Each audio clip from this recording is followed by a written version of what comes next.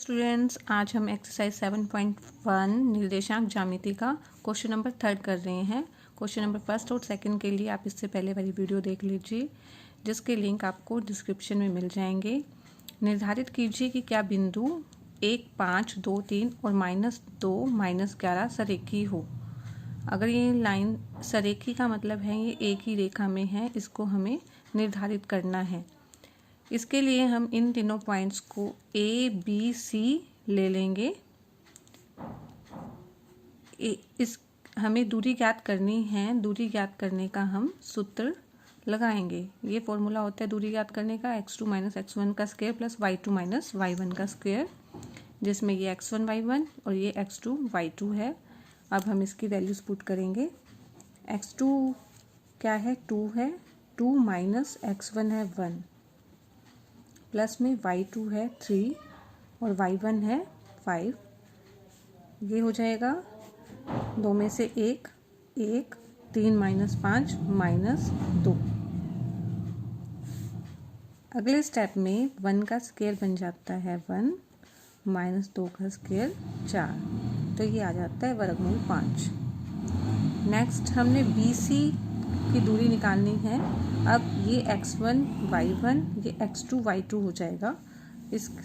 अगर आपको इसमें क्लियर नहीं होता तो हम इसको B और C के पॉइंट्स को फिर से लिख लेंगे, और यहाँ x1 y1 x2 y2। इसको आप ऐसे भी समझ सकते हैं कि x2 - x1 करना होता है तो जो हम पॉइंट लेते हैं तो पहले पीछे जो है, जिसका पॉइंट पीछे है C है, उसका पॉइंट हम पहले लिख लेते हैं। जैसे -2, फिर हम बीच में माइनस लगाते हैं और फिर x1 का पॉइंट लिखते हैं।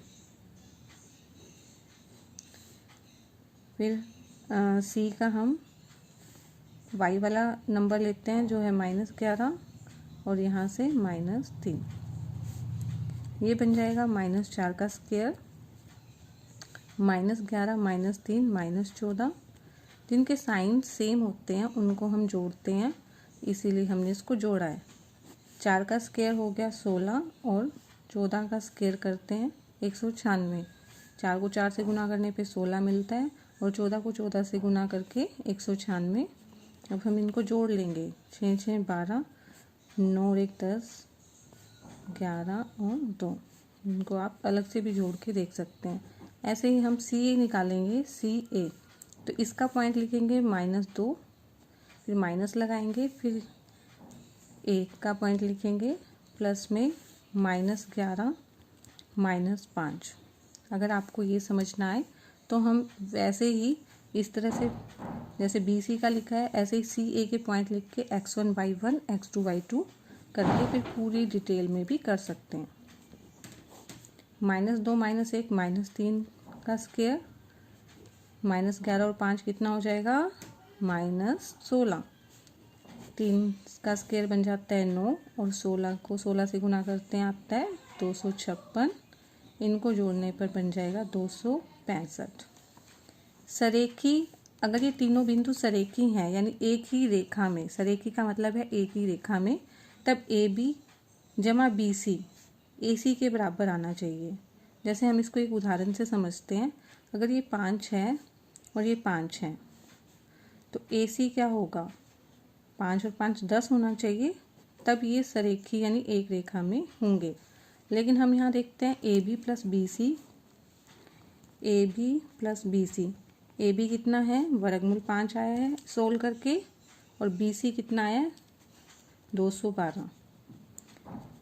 अब इन दोनों का जोड़, इन दोनों को हम जोड़ ही नहीं सकते क्योंकि दोनों वर्गमूल में हैं, इसीलिए AC के बराबर नहीं है। AC या CA एक ही बात है क्योंकि दूरी है, दूरी के अंदर वो एक ही चीज़ होती है।